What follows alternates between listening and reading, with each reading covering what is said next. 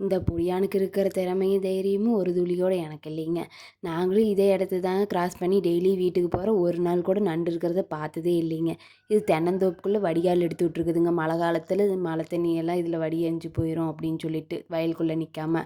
இப்போ வெயில் காலத்தில் பார்த்தீங்க அப்படின்னா நல்லா தண்ணியெல்லாம் வடிஞ்சு போய் சுத்தமாக தண்ணி இல்லைங்க. இந்த பொடியன் இந்த வழியாக வந்திருக்கிறானுங்க, நண்டு இருந்திருக்குதுங்க. அவன் பார்த்தீங்கன்னா இன்னும் 2, 3 பொடியானுங்களை கூட்டிக்கிட்டு வந்து நண்டு பிடிக்கிறேன்னு சொல்லி பிடிச்சிக்கிட்டு இருந்தானுங்க. ஏன்டா கடிக்காதான்னு கேட்டால் அதெல்லாம் கடிக்குந்தாங்க்கா, கடிக்கணும் பார்த்தா என்ன பண்ணுறது, அப்புறம் எப்படி நண்டு வச்சு சாப்பிட்றது அப்படின்னு கேட்குறானுங்க. சரிடா நீ எடுறா நான் மேலே நின்றுக்கிட்டே பார்க்குறேன்னு சொல்லிட்டு அதைத்தானுங்க நான் பார்த்துக்கிட்டு இருந்தேன்.